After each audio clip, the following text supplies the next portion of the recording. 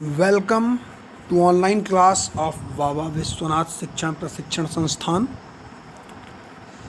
English fourth semester DElEd students. Last lecture में अगर आपने देखा होगा या पढ़ा होगा तो हमने डिस्कस किया था कैरेक्टरिस्टिक ऑफ गुड ऑब्जेक्टिव्स, यानी कि अच्छे उद्देश्यों की विशेषताएं। आज के इस लेक्चर में हम पढ़ेंगे ऑब्जेक्टिव्स ऑफ इंग्लिश टीचिंग। अंग्रेजी पढ़ाने के लिए के उद्देश्य, मतलब इंग्लिश को पढ़ाने का उद्देश्य क्या है, कि इंग्लिश हमारे यहाँ पढ़ाई जाती है, इंडिया में इंग्लिश को पढ़ाया जाता है, इसका उद्देश्य एक्चुअली क्या है। According to LAC Strong, he was a very famous English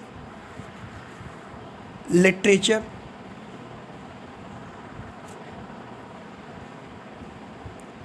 English साहित्य के बहुत ही बड़े महान ज्ञाता थे ये।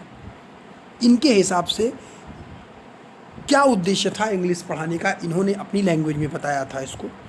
For us who is speaking English, English is everything, English is not a subject, English is our life. This statement proclaimed by LAC Strong. LAC Strong के शब्दों में उनके लिए जो अंग्रेजी बोलते हैं, इंग्लिश सब कुछ है, English is not a subject, English सिर्फ एक सब्जेक्ट नहीं है, English is our life, English अंग्रेजी हमारा जीवन है, ये LAC स्ट्रॉन्ग ने कहा था। बट प्रॉब्लम क्या है, ये इंग्लिश लिटरेचर के ज्ञाता थे, फॉरेन के थे। प्रॉब्लम हमारे इंडिया में है, इंग्लिश तो हमारी सेकंड लैंग्वेज है always, but this is not true for English in India because here it is a foreign language. कारण है, इंग्लिश इंडिया में ये सत्य नहीं था जो स्टेटमेंट LAC स्ट्रॉन्ग ने दिया, क्योंकि ये यहाँ पे एक विदेशी भाषा थी।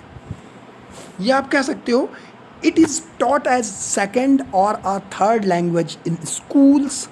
A teaching and learning in school is inspired by one aim, the utilitarian aim.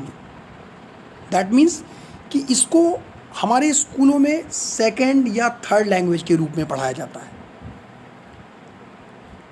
इसको पढ़ना या सीखना हमारे स्कूल के लिए इंस्पायर करता है एक लक्ष्य के तरीके, हमको इंस्पिरेशन मिलती है एक टारगेट, एक लक्ष्य के तरीके, जिसको यूटिलिटरियन एम कहते हैं।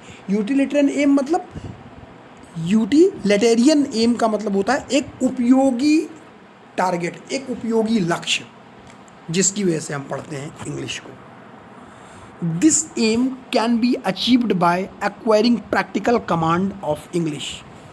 ये जो टारगेट है यूटिलिटेरियन एम या यूटिलिटेरियन एम, या कह सकते हो उपयोगी जो ये लक्ष्य है, इसको हम अचीव्ड कैसे कर सकते हैं, कैसे प्राप्त कर सकते हैं? प्रैक्टिकली कमांड, इंग्लिश पे प्रैक्टिकल कमांड करके हम इसको प्राप्त कर सकते हैं। Yet clear cut objective should be stated so that good planning can be done and right type of methods and techniques of teaching can be adopted as point of by P. Gure। फिर भी clear cut अगर कहा जाए, मतलब कहते हैं ना सीधे तरीके से, ऑब्जेक्टिव शुड बी स्टेट, मतलब उद्देश्य होना चाहिए, उद्देश्य का स्टेट ये होना चाहिए कि good planning can be done and right type of method and techniques. मतलब अगर उद्देश्य है, इसको सीखना हमारा लक्ष्य है, तो एक्चुअली इसके लिए एक अच्छी तरीके की प्लानिंग होनी चाहिए, अच्छा वे होना चाहिए, मतलब प्राप्त करने का अच्छी तकनीकी, अच्छा मेथड होना चाहिए इसको टीचिंग करने का, जिससे हम इसको अडॉप्ट कर सकें, इसका अर्जन कर सकें।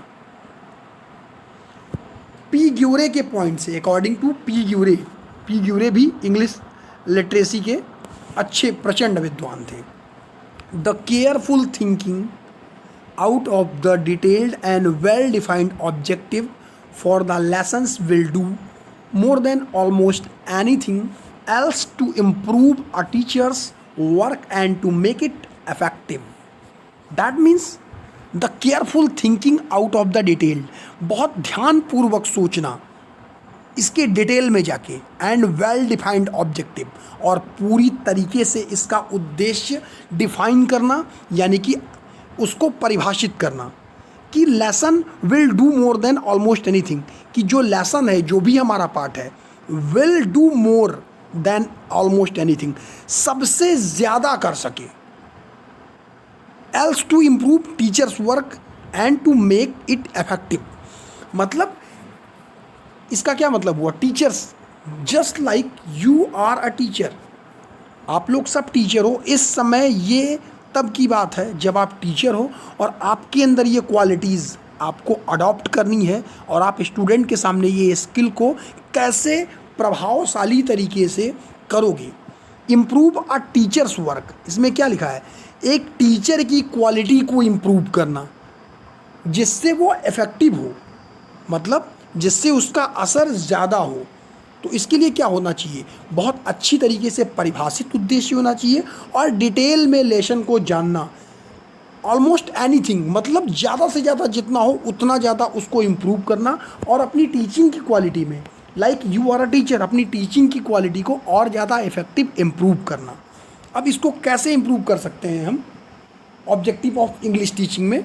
इसमें 2 पॉइंट आते हैं। 2 main objective of English teaching, 2 main मुख्य उद्देश्य जो हैं अंग्रेजी सीखने की। लैंग्वेज डेवलपमेंट, मतलब भाषा का विकास, एंड लिटरेरी डेवलपमेंट, और साहित्य का विकास। लिटरेचर मीन्स होता है यानी कि इंग्लिश साहित्य का विकास, साहित्य का विकास और भाषा का विकास, ये 2 प्रमुख उद्देश्य हैं अंग्रेजी सीखने के।